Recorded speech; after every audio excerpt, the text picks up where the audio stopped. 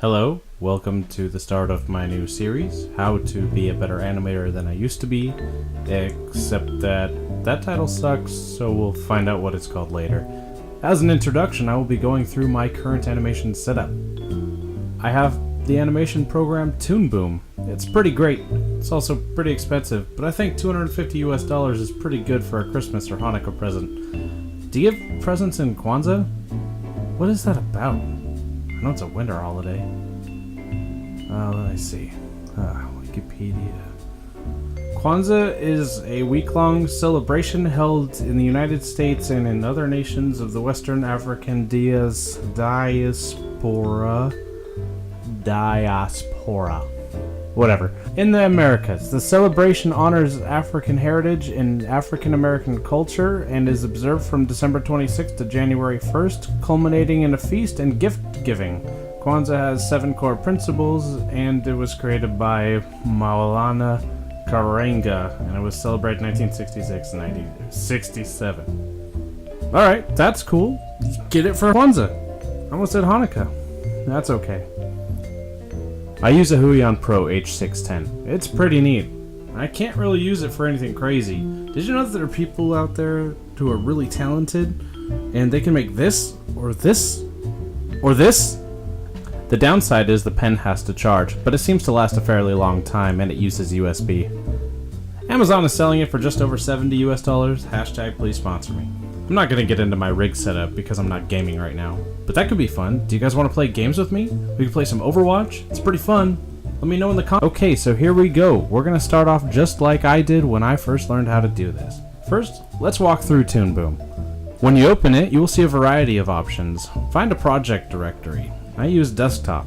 We just browse for that, just like when you download porn. Next, we will enter a project name. Let's type out ball bounce. Next, the resolution. Do you want it to look like a high-res animation of the century? The answer is yes. Select 1920 by 1080, and it's what TVs are nowadays anyway.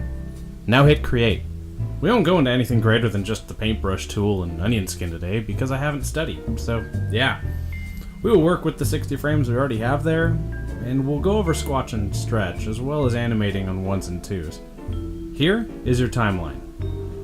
Remember that one time earlier when I said that we'll just use 2 tools? And that's because I'm a big fat lying son of a bitch! Look at the line tool just under the paint bucket. Hold that, then drag the rectangle. You gotta click it. That's how it works. Your area that will be displayed will already have this black bar around it. But we need to make a background, so here.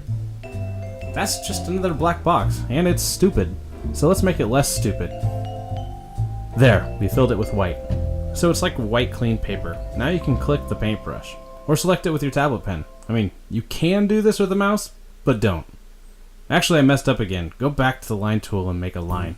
Be sure to make it black first by selecting the color again. Now stretch it across the sheet of paper. It's okay if it goes too far. You won't see it anyway, so go ahead and draw something naughty on the side, because you know you're going to do that anyways. Just get it out of your system. Now go down to the timeline, right here, and click the plus sign, and select drawing. It'll make a new layer on top of the old one. Click the first frame in the first layer we made, hit F5, then type in 60. This will make that frame take up all the frames to the 60th frame. I don't know what insert does, sorry. I don't know everything, okay? Look up a better tutorial if you want to know. That's what I'm gonna do. We're gonna use the technique squash and stretch. From Wikipedia. The most important principle is squash and stretch, the purpose of which is to give a sense of weight and flexibility to draw on objects. It can be applied to simple objects like a bouncing ball or more complex constructions like the musculature of a human face. Taken to extreme point, a figure stretched or squashed to be an exaggerated degree can have a comical effect. In realistic animation, however, the most important aspect of this principle is the fact that the object's volume does not change when it's squashed or stretched. If the length of the ball is stretched vertically, its width, in 3 dimensions, also its depth, needs to contract correspondingly horizontally. That was fun! Now you learned something. Now make a small circle, one that looks like it could be an apple, or maybe, you know, a ball, or something. But draw it in the air. It doesn't have to be nice, it just has to be there. Now click down on the timeline 2 frames over, with 1 blank frame in between the frame you're now selecting. Where the hell did the ball go? What the hell did you do? I need my ball! Calm down, viewer. I know. Here's the trick. Onion skin! Yay! Calm down. Once you click this button right here, the place where the ball was is now red, and if you scrub through the timeline later on, upcoming frames will be green, and you can stretch out how far you see with these arrows. That's neat. Draw a ball as close to the original as you can, but make it stretch up a tiny bit, and make it a bit lower on the screen. Now repeat the process. However, this time, use the very next frame, and make the ball just a bit further than the original, like this. This is animating on 1s, and what we were doing before was animating on 2s. It's just how many frames a single image takes up. Repeat this process all the way to the ground we drew earlier. When the ball makes contact with the ground, we're going to squash it. So take a frame and make the ball almost the original shape. Then take the next frame and almost completely flatten out the ball. Yeah, like your wife probably does. Sorry, that was mean. Bet your wife is lovely. In fact, I know she is. She's right here. Now return the ball to almost the original shape again in the following frame. Then stretch it back up and do the whole thing in reverse. Great! Now you're animating! Want to see the fruits of your labor? There's a play button at the top of the drawing area, and next to it a circle button, which will make the video loop. Let's play it a few times so you can try to see where you need to tweak it. Want to add to the effect? Sure you do, you overachiever you. Go to the point where the ball makes contact and put a couple impact lines.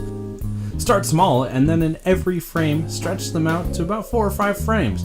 A spiky circle like a comic book would do great here as well. Want to export it? Of course you do! Upload it to your social media! First, save. Duh. Now, you go to File, Export, Movie, and it'll bring up this menu. I use .move because that's the habit that my teacher taught me. But that's for you to experiment with. And that about does it for this video. Look up reference images for other types of balls bouncing. And in the next episode, we will be discussing slow in and slow out, and a bit of timing. Thank you very much.